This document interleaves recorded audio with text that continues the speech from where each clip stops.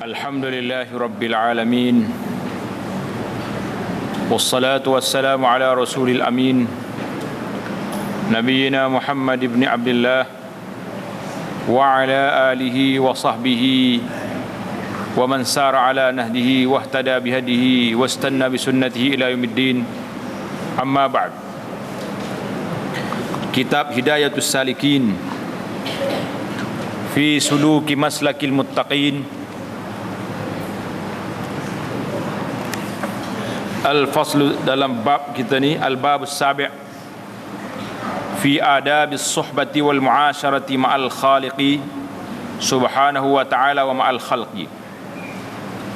Faslun fi adabil alim. Ini suatu pasal pada menyatakan adab orang yang alim. Orang alim kena ada adab dia. Kalau orang alim tidak beradab, bagaimana orang kampung, orang yang tidak alim nak ikut dia?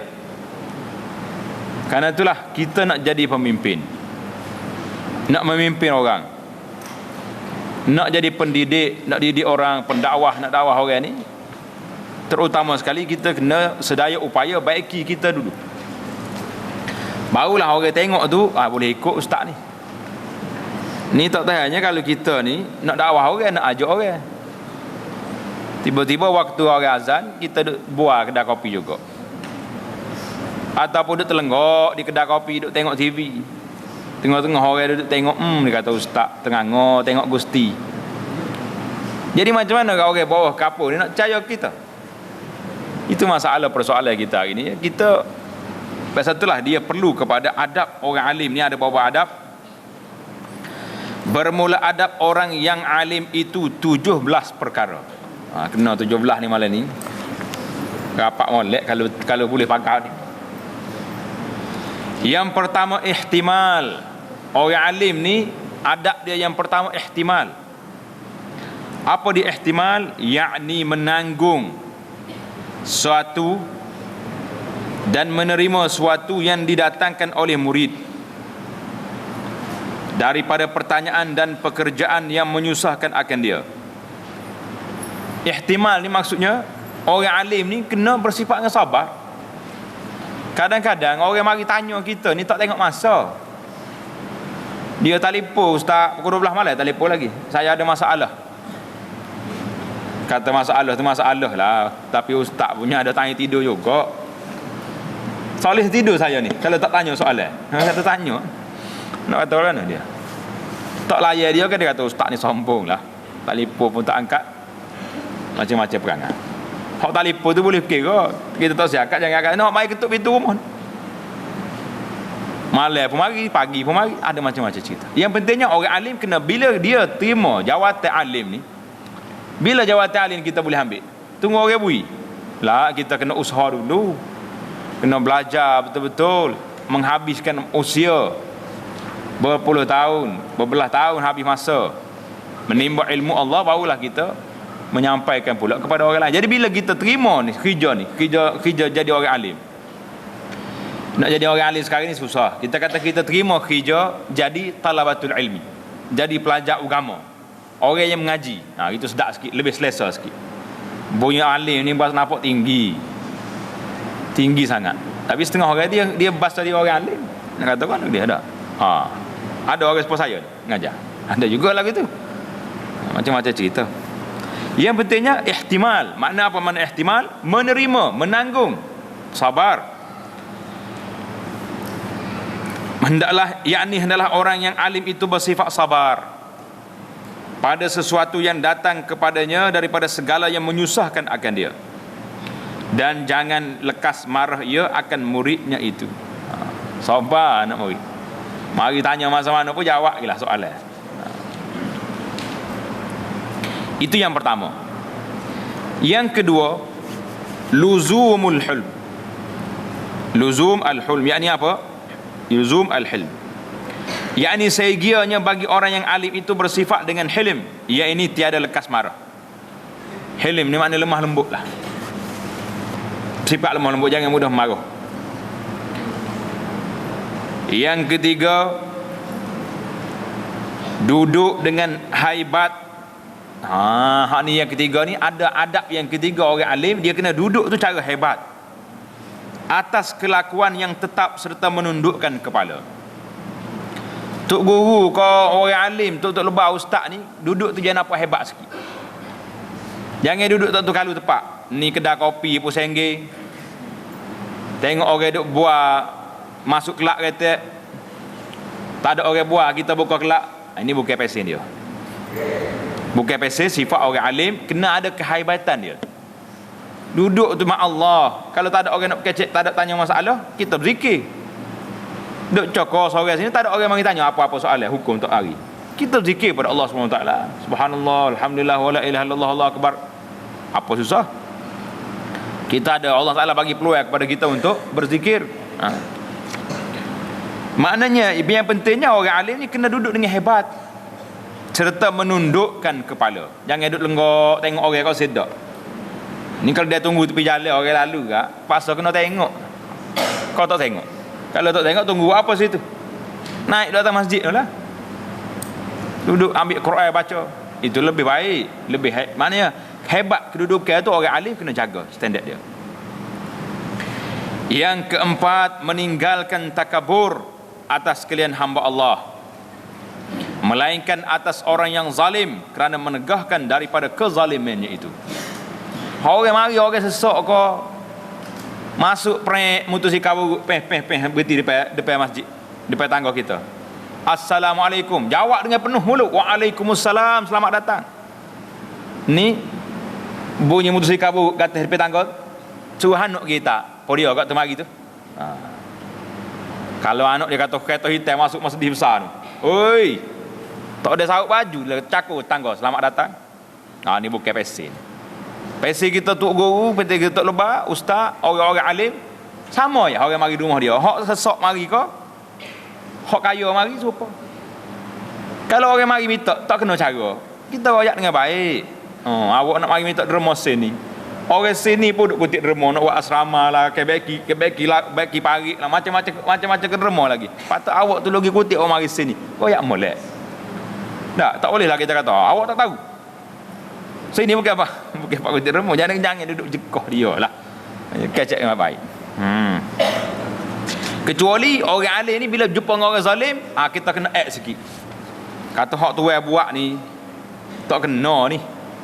Kan buat nyanyi ke orang ke zalim pada orang ni tak baik. Mana kita kena royak.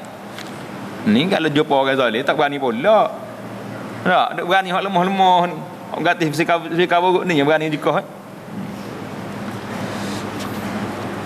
Yang kelima, memilih tawaduk. Allahu akbar. Berat-berat berlaku sifat dia ni. Memilih tawaduk, yakni merendahkan diri pada perhimpunan orang ramai dan pada majlis orang banyak. Itu bahasa kita lama. Bahasa kita baru kita kena tebus ramai. Bahasa banyak ni untuk benda lain. Ya, ramai itu baru untuk manusia. Tak apalah, itu istilah dia zaman dulu, kita ubah. Memilih tawaduk, yakni merendahkan diri pada perhimpunan. Kalau duduk dalam perhimpunan orang ramai, kita duduk dia cerok dinding je. Tapi masalah juga, kalau penganjur tengok dia tak benar, kita duduk situ, dia akan tarik kita, ustaz duduk atas, depan sekali duduk mencokoh. Tak apalah kalau orang tarik ni, tak tahannya kalau orang tak tarik naik tu berasak lengah bawah. Tak ajuk aku duduk atas ni. Jadi tak boleh lagi, biar kita duduk bawah sudah. Dah orang tak siap ajak naik atas biar. Yang keenam, meninggalkan bergurau-gurau, senda dan bermain-main.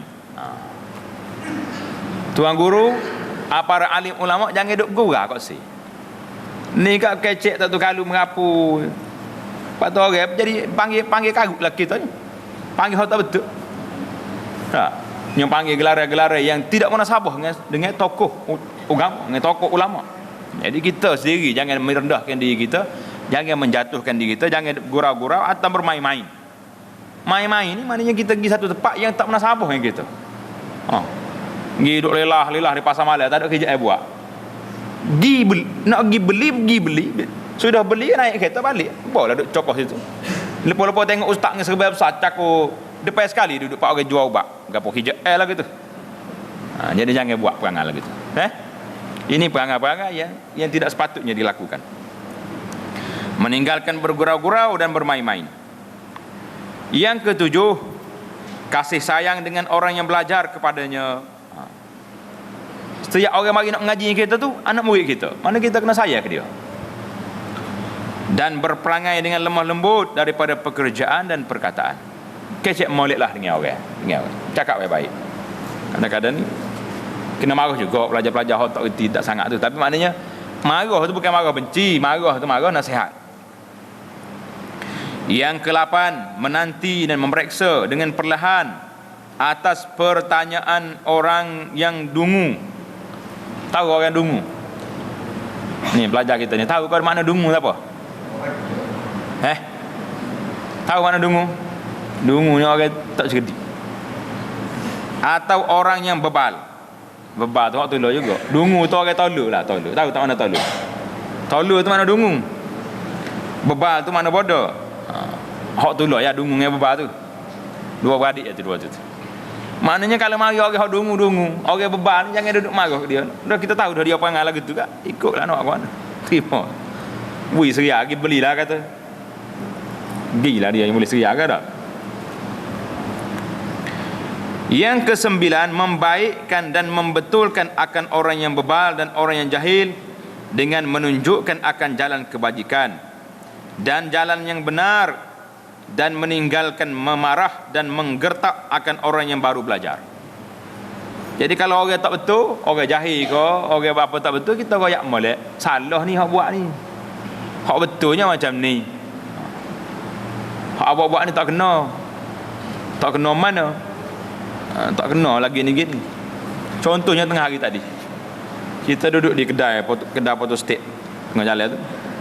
Tiba-tiba mari orang bawa kitab Yasin. Dia panggil Yasin Fadilah. Ni kitab ni bahaya. Kitab Yasin Fadilah ni dia campur habis dengan benda-benda lain. Dia tulis Yasin 7 kali, Yasin 7 kali, lepas tu ada campur dengan kata-kata. Ia menyebabkan surah Yasin Quran tu sudah bercampur aduk dengan tak tahu mari mana. Jadi kita Allah Taala beri cerah mata sikit tengok kata Yasin apa pelik. Dia kata ni Yasin Fadilah. Kata Fadilah apa? Fadilah campur habis ayat Quran dengan dia campur. Kalau dia baca tafsir tak apa, tafsir ni ayat Quran duduk dalam kurungan, lepas tu ada tafsir tepi. Hak ni tidak dia campur sekaligus lalu. Jadi benda ni lama dah kita bincang. Jadi ayat Quran ni tak boleh kita campur dengan benda lain. Kalau nak syarah dia, Quran tu betul-betul dalam kurungan, lepas tu lah baru syarah ni tidak dia campur sekali. Orang kita ni suka benar cari benda pelik-pelik, benda ajaib-ajaib. Sebab itulah kita sekarang ni berusaha seboleh mungkin kita duk kempen muslimin dan muslimat ni supaya balik semula ke pakan jalan. Kita ambil hak betul-betul sabit, betul-betul sahih daripada Nabi, kita buat. Hak ni pun tak habis lagi. Duk cari Yasin Fadilah ni pula dah. Itu kerja orang kita dia suka pakai pelik. Bila kita rakyat dia tak kena ni, tambah-tambah ayat-ayat Quran ni, dia kata hak ni hak tu alih benar buat ni. Hang kata hang tak tahu tu alih ke siapa. Yang pentingnya capur Quran Yasin 7 kali. Tak ada dalam Quran Yasin kau apa kali? Yasin wal Quranil Hakim. Innaka laminal mursalin. Dah dia 7 kali je tu. Kata ni salah dalam tambah-tambah Quran ni. Mana boleh? La ilaha illallah. Dia kata tak boleh tu alih benar. Kata hang tak tanya tu alih ke siapa. Yang mau tanyanya hang mau pertikainya kenapa tambah-tambah ayat ni. Ini yang salahnya. Buat kita ni duk main lah gitu. Bila orang tegur, duk main hak tu ayah lalu. Jadi tak apalah, laku mana pun kita kena sabar membetulkan keadaan. Jadi bila kita jumpa hak tu apa ni, hak salah kita kena rayak. Dia marah balik kita senyaplah tak sedut kepala dengan dia. Yang ke-10, jangan malu daripada mengata tiada aku tahu. Ni jari orang nak kata ni. Jari orang nak kata. Nak kata tak tahu tu rasa kekok sikit. Kekok tak kekok? Ustaz ni taraf tinggi ni boleh kata tak tahu ni. Apa salahnya? Ataupun mengata wallahu alam. Kalau bagi kita tak tahu, tak kata betul wallahu alam. Nanti saya tengok kitab ataupun saya tanya sahabat-sahabat tok-tok guru hal lain, apa dia maksud dia sebenar. Dia bukan semua respon kita berlaku. Kalau kita tak tahu, orang lain tahu. Rupa ya. Dia tak tahu, mungkin kita tahu. Dia adalah kelebihan tu hari masing-masing ingatan orang tu. Jadi jangan malu nak mengatakan wallahu alam mana-mana perkara yang kita tak pasti. Wallahu alam. Tunggulah Nanti saya tengok semok dulu. Tatkala syak pada masalah atau belum zahir akan dia masalah itu, yakni jikalau ia syak pada masalah atau tiada tahu ia akan masalah itu, maka hendaklah ia mengata wallahu a'lam, atau mengata aku tahu masalah ini, tak tahu, tak ingat. Kalau kata tak tahu jatuh standard, kena kata lupa hangpa masalah ni. Ringan sikit. Lupa ni makna tahu cuma tak ingat ya. Padahalnya dekat-dekat dua tu. Tak tahu mana bagi tak boleh jawab ni, tak boleh jawab lah.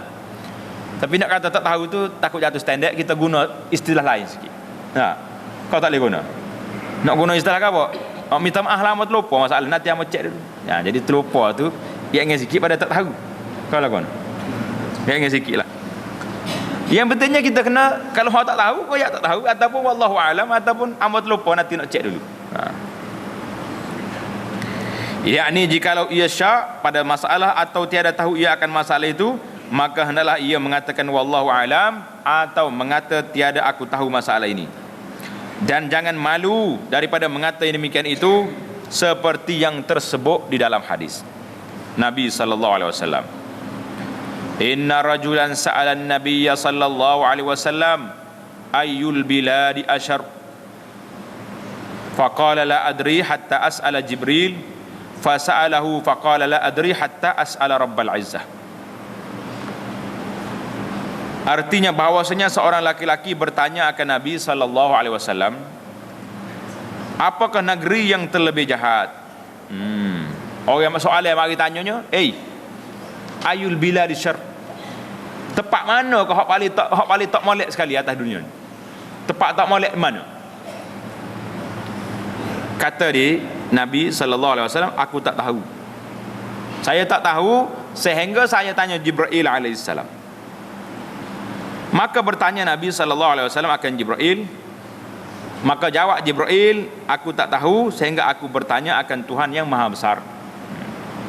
Jibril kata tak tahu juga Rasulullah, nanti saya pergi tanya Tuhan. Maknanya syahidnya hadis ini riwayat Imam Ahmad dan riwayat Al-Hakim dalam Al-Mustadrak. Adapun sanadnya tak ada nak, kita tak ada nak periksa, nanti kita tengok lain. Jadi kata di wajhul syahid sininya, kalau sahih lah, maknanya yang penting sekalinya Nabi boleh kata ana la adri, aku tak tahu. Jadi kalau Nabi boleh jawab gitu, apalah dengan kita manusia biasa, tak boleh jawab aku tak tahu, nanti tunggu cek, tunggu saya tanya orang lain. Itu dia panggil tawaduk, kita kena belajar. Jadi riwayat hadis ni jawapan dianya suquha, tempat yang tak comel sekalinya atas negeri itu di mana? Iaitulah di Kedah, pasar. Pasar tu tempat tak molek. Hak paling molek sekali mana? Masjid. Tapi masjid lah tempat orang tak pergi je. Hak ramainya duduk mana? Duduk di pasar. Pasar minggu kau, pasar malam kau, pasar pagi kau, penuh macam orang. Tak payah kerah-kerah. Tak? Pergi semacam. Buat atas bukit pun naik, buat bawah bukit pun naik. Tu. Yang betulnya suquha, jawapan dia. Yang ke-11, menerima dalil. Yang ke-11 adalah sungguh-sungguh berhadap kepada orang yang bertanya akan dia masalah. Bila orang tanya kita, kita kena paling tengok pada orang yang tanya. Apa dia masalah saat ni? Duduk situ. Dan menuntut faham akan soal orang itu supaya menjawab ia akan soalan itu. Maknanya kalau kita orang tanya kita, jangan duduk main lenggok lah kelai. Orang tanya ustaz nak tanya masalah ni, tanyalah. Dia duduk lenggok lah kata ni. Dah melo ni ada masalah juga, penyakit baru pula dia panggil. Orang tanya masalah, kita nak tanya. Tapi tangan dia duduk pecik ke telefon. Ni pun satu penyakit juga. Telefon ni kadang-kadang mengganggu kita sebenarnya. Ganggu ke tak ganggu? Ganggu dia. Orang tu tanya, dia depan kita, dia mari benar nak jumpa kita. Kena hadap muka kita tengok dia. Orang telefon mari ke dia dah. Duduk rumah dia pula tu tanya khabar. Tapi kita jawab orang ni dulu. Patutnya kita kena royak juga, minta maaf sekejap lagi telefon. Saya sedang menjawab soalan orang pertama. Barulah betul. Ni tak tahu tengah duduk buah kali-kali tu mari telefon putus cerita. Maka layar kawan ni telenggok, kena panjang pula gak. Ya Allah panjang, penuh peting ni peting. Penting ke tak penting, kita kena ingat orang yang mari jumpa kita tu berapa kilometer daripada rumah dia, dia melangkah mari ke rumah kita. Berapa jauh? Mana nak mari telefon 4 kali dah. Ustaz ada rumah kau ni? Ada. Siapa-siapa sini tak duduk dah ada 5 minit nya telefon demo. Ustaz pun lagi tu nak kecek luar. Bukankah ini mengguris perasaan orang yang mari jauh nak bertemu dengan kita? Kena ingat. Maknanya ulama alim ni bila orang mari di rumah dia tanya masalah, kita kena layan hak ni dulu sebelum daripada kita duk layan telefon. Boleh tak telefon tama royak dia, saya sedang menjawab soalan orang lain dulu. Boleh tangguh sekejap. Telefon sekejap lagi, setengah jam lagi ke? Ataupun malam karet? Itu baru betul. Ni tidak layan orang ni. Kawan ni mari berapa puluh kilometer, nak boleh kemari tu 4 kali telefon dah nak berjanji. Tiba-tiba layan ni ke orang lain. Ini dia panggil tidak memberi hak tetamu yang ada di hadapan kita. Telefon ni memang ada sedikit kekacauan lah. Bukan kacau, telefon tak kacau, kita salah guna kadang-kadang. Jadi orang yang menerima soalan, kita kena beradab kepada dia dengan molek. Apa dia tanya? Mungkin kadang-kadang kalau kita tak dengar molek, kita pergi jawab benda lain. Itu lagi bahaya. Orang ni dengar awak kita, boleh dia tu, ustaz tu kata boleh, kita boleh talak lain sana ni, dia pergi boleh lak lain. Berat tak berat? Yang ke-12, menerima dalil yang membenarkan perkataan orang atau perkataan murid. Cantik ni kitab kita ni. Cantik tak nanti? Kalaulah orang anak murid kita mari dalil, Syekh, ustaz, tok ayah, tuan guru, ni saya jumpa dalil dalam kitab dalam hadis sekian-sekian, lagu naga. Dan jangan ditolakkan akan dalilnya itu kerana malu daripada orang ramai. Kerana mengikut yang benar itu wajib, dan jikalau orang yang di bawah kita sekalipun. Maknanya kalau anak murid kita, ya ustaz, saya jumpa masalah ni ada hadisnya gini dalil. Kalau kita doa alam ni tak kena tu, jangan jekah anak murid, mari warna ni, aku ambil daripada tu ayuh lagi ni, mari dalil, mari jangan. Ini dia panggil tidak bersikap ulama yang muktabar. Ulama yang muktabar yaduru haitsu dalil, dia berjalan bersama dengan dalil, walaupun orang dia kata walaupun orang di bawah dia bawa, mana anak murid dia ke orang lebih muda mari ke, asalkan ada dalil, itulah yang kita kena pegang. Yang hidup ini tak tahu kita masih jenis panggil bekerah lengih, dalil ke dalil lah. Ni kita dah pakai lama dah. Jangan kata lagi tu. Ni dia kata apa ni?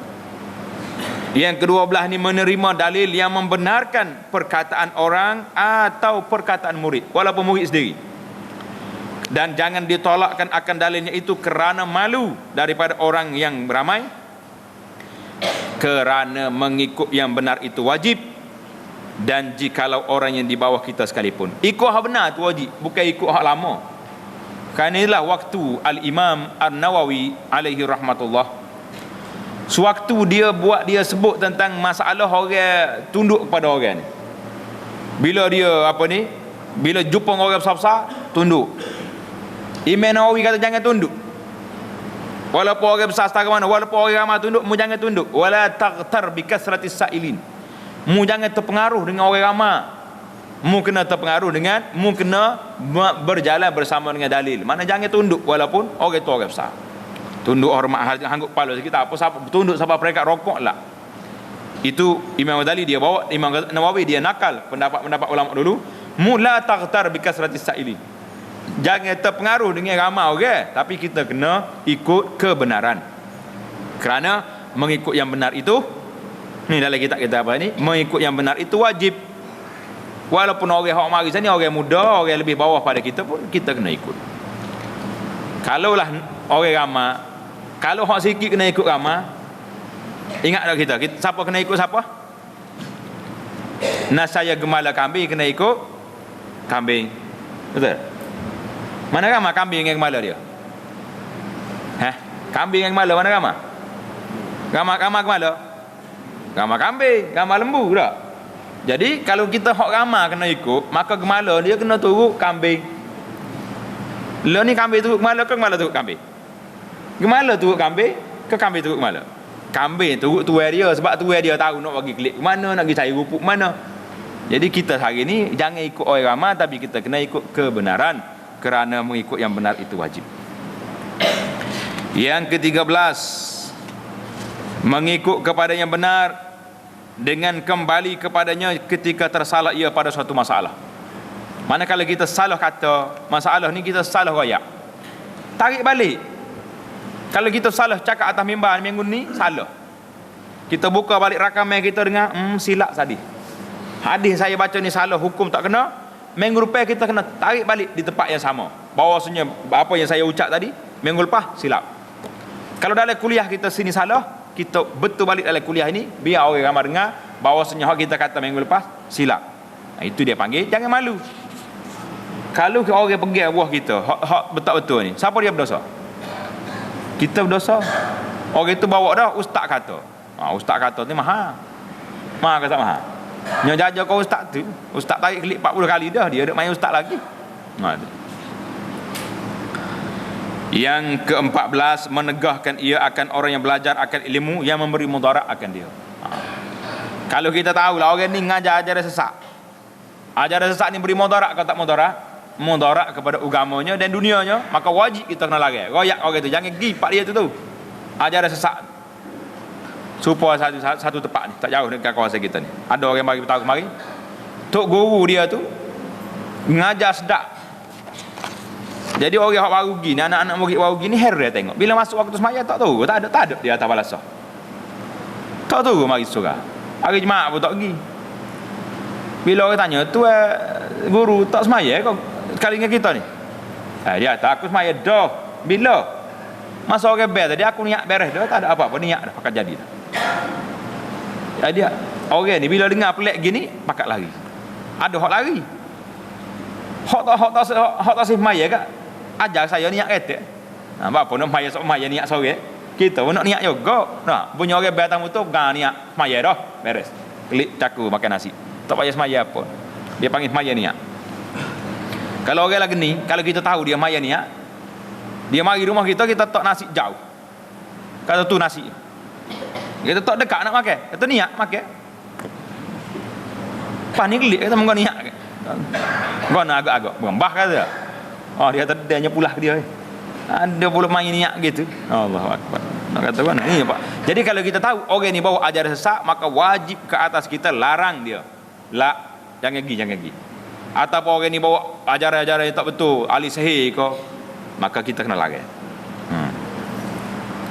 Ke-15, menegahkan ia akan orang yang mengqasadkan dengan belajar ilmu yang memberi manfaat akannya lain daripada wajah Allah. Mana kalau orang itu ngaji, kita tanya dia, awak belajar kerana apa ni? Kerana nak jadi pakar besar. Kita kena larang lah. Tak usah ngaji agama lagi tu, pergi ngaji engineer lalu sini. Ngaji agama ni tak boleh niat lagi tu, kena niatnya. Kenapa kamu belajar? Kerana nak memahami ilmu, nak sebar ilmu ni kepada masyarakat, dan kita sendiri nak beramal apa yang kita belajar. Kena tak situ dulu. Lepas tu kalau pakak mari kita ambil nak guna terus gitu habui, tapi jangan niat asasnya ngaji ni kerana gapo? Nak naik pakak gapo-gapo. Punuh habislah dunia ni. Yang ke-16, hendaklah ia menegahkan orang yang belajar ilmu yang fardu kifayah dahulu daripada selesai fardu ain. Ni banyak dah lah kalau kira kak. Fardu ainnya gapo dia?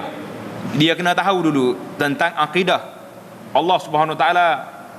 Kena tahu juga rukun iman tu berapa. Kena tahu bab semaya.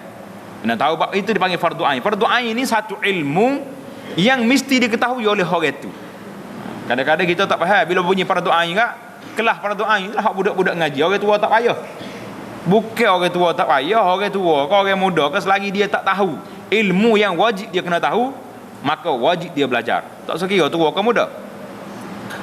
Faham makna ilmu fardu ain itu ilmu apa? Apa dia makna ilmu fardu ain? Tahu? Ilmu fardu ain itu makna apa?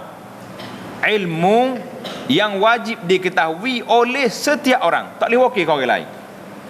Yang pertama sekali kita kena ketahui tentang Allah Subhanahu Wa Taala. Allah ada ke tidak? Ada.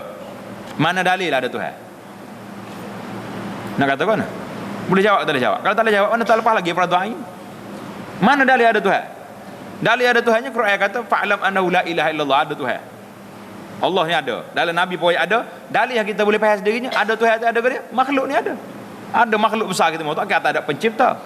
Mudah ya benda. Maknanya sekadar tu wajib setiap orang kena tahu. Dia tak boleh taklid.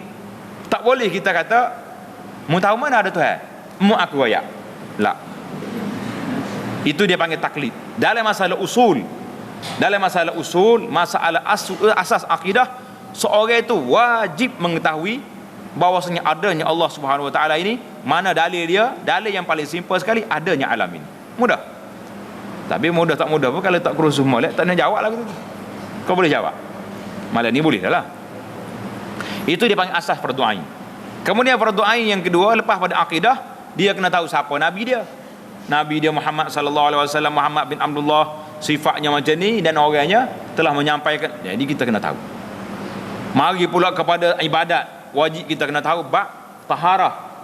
Air untuk bersuci macam mana, ambil air semaya lagu mana, basuh daripada hadas kecilnya, hadas besar, itu wajib kena tahu. Itu dipanggil fardu ain, maknanya ilmu fardu yang wajib diketahui oleh setiap orang. Mana fardu ain? Mana kalau fardu ain tak lepas lagi, tiba-tiba ngaji fardu kifayah, kata dia ni kita kena tegah mengaji fardu ain dulu. Tapi zaman kita dulu ni terbalik kuih habis dah. Balik ke tak terbalik? Baliklah budak pergi ngaji sains dulu sebelum daripada ngaji Quran. Dan kata mana dunia terbalik habis dah ni. Terbalik ke tak terbalik dah ni? Mujur ke tak jalan nunginya lagi dah. Kalau jalan yang tangan kaki lah ke atas baru betul. Boleh jadi sikit lagi dah gitu orang. Dia panggil dunia sudah berpusing, berputar. Bermula faid fardu ain itu iaitu membaik ia akan yang zahirnya dan batinnya dengan takwa, yakni dengan mengerjakan ibadat yang zahir dan yang batin, dan menjauhkan maksiat yang zahir dan maksiat yang batin seperti yang tersebut dalam kitab kita ni. Wallahul hadi ila siratim mustaqim. Itu dia kata Allah Ta'ala lah yang memberi petunjuk ke jalan yang lurus. Yang ke-17, apa dia yang 17? Ada orang alim yang ke-17, hendaklah ia mengamalkan akan ilmunya. Amal ilmu yang kita ada, supaya ia diikut oleh orang yang belajar itu akan amalnya dan perkataannya. Yang ke-17, wajib atas kita, atas orang yang tahu, beramal dengan ilmu. Sekarang ni beramal kata beramal kita dengan ilmu kita. Kurang beramal. Ada tidak kata tak ada, tak ada. Tapi kurang. Ramai orang tahu hak ni halal, hak ni haram, tapi pergi buat juga. Makna tu tak beramal dah tu. Tahu benda ni tak baik, pas nak dah nak buat mana ustaz? Semua orang buat belakang. Buat lembek tekok gitu, tak nak jawab lagi tu. Orang buat belakang ramai-ramai pakat buat. Jadi kita turut kata. Jadi kalau jumpa orang lagu ni, kita nak jawab mana? Nak jawab mana? Nak jawab kata biar kemalak turut kambing lagi tu kan. Tak sawi kambing turut kemalak. Ini ada orang alim yang mesti dilakukan dalam beberapa perkara. Kemudian kita akan berpindah pula kepada adab orang belajar. Adab orang belajar pun banyak juga. Jadi kita akan sambung adab kita ni dalam perbincangan yang seterusnya, insya-Allah taala. Yang penting bagi kita ya, apabila orang ni mempunyai ilmu, maka wajib ke atas dia menyampaikan ilmunya. Wajib ke atas dia menyampaikan ilmunya kepada masyarakat. Jadi kita kan itulah kita, bila kita ada ilmu, kata Nabi sallallahu alaihi wasallam, mana-mana orang ada ilmu, fakatamahu, dia sembunyi ilmu dia, tak royak, nascaya orang ni pada hari kiamat nanti Allah Ta'ala akan kekang mulut dia tu dengan api neraka. Berat kata berat? Berat. Waktu saya royak. Ataupun ada ilmu, tengok masyarakat rusak habis, dia duduk tapau dalam gua, bunuh habis dah orang luar tu, tak boleh dah, saya kena duduk dalam gua. Tak boleh.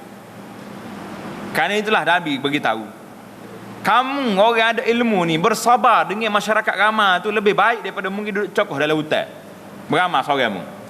Kerana siapa dia nak beki orang ni? Siapa dia nak beki masyarakat? Kerana itulah Nabi sallallahu alaihi wasallam beritahu kepada kita dalam hadis yang lain. Nabi kita kata apa?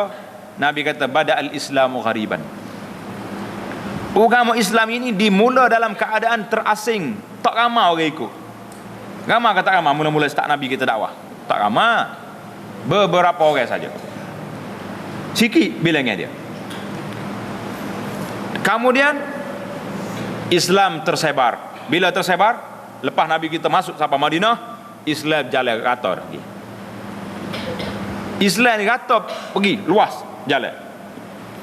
Dalam hadis yang lain Nabi sallallahu alaihi wasallam bersabda, innal iman la ya'rizu ilal madinati kama ta'rizul hayyatu ila juhriha. Nabi kita ibaratkan bahawa iman itu bertapak di Madinah. Bila? Waktu Nabi duduk Madinah, iman bertapak situ. Waktu Sayyidina Abu Bakar mari, iman bertapak di Madinah tapi galik keluar. Tak luas lagi. Waktu Sayyidina Umar Ibn Khattab radhiyallahu taala anhu, iman berjalan rata pindah habis. Di rata pindah seluruh dunia. Tetapi di akhir zaman nanti, waktu Islam ini lemah, la ya'rizu ilal Madinah, iman akan balik semula bertapak di Madinah sebagaimana ular balik ke lubang dia waktu malam. Maknanya Islam itu bermula di Madinah, tersebar dia, lama-lama dia akan jadi terasing. Fasayaudu ghariban kama bada, dia akan balik semula jadi lemah. Nabi sallallahu alaihi wasallam bagi tahu kepada kita, fatuba lil ghuraba, maka mendapat kemenanganlah orang-orang yang terasing. Ghuraba, siapa dia ghuraba ni? Coba kita tengok dalam hadis. Nabi kata ghuraba allazina yuslihuna ma afsadan nas,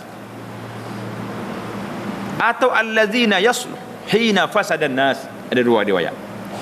Ghuraba ini iaitulah golongan yang baik dikala orang lain punah. Ini kita sekarang nak mencari siapakah ghuraba di zaman kita. Dan kita harap kita lah termasuk di kalangan orang yang dianggap ghuraba, orang yang terasing di zaman ini. Waktu orang lain punah tak cara kau semaya bel. Waktu orang lain punah tak cara ke halal haram. Waktu orang lain rusak tak cara ke aurat, tak cara ke bergapo dah. Telanjang bogeh habis dah, anak-anak pinuk habis. Waktu itu kita masih lagi mempertahankan akidah kita, mempertahankan ibadat kita, mempertahankan keluarga kita, masyarakat kita daripada terdedah pada bahaya-bahaya begini.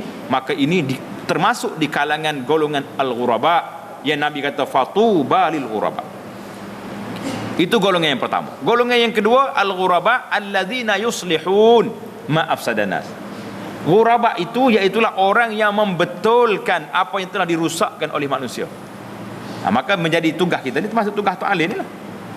Tugas orang tahu hari ini wajib bercakap, wajib menegur, wajib kempen, wajib ajak orang biar dia balik semula kepada Islam sebagaimana keadaan yang asal.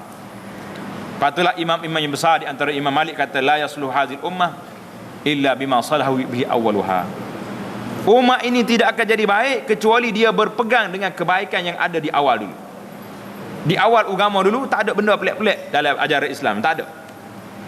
Tapi bila mari pokok berapa tengah-tengah jalan ni, apa ni, bekala letih habis, celaru habis, maka Islam pada waktu itu masuk benda-benda yang terasing daripada Islam. Maka kita yang duduk di zaman kecelaruan jerebu habis dunia pemikiran manusia ni, maka wajib kita kembali mengembalikan manusia kepada paksi awal yang Allah SWT tinggal kepada kita. Berapa perkara? Dua. Yang pertama Quran, yang kedua hadis Nabi sallallahu alaihi wasallam. Jadi jangan serap pelik.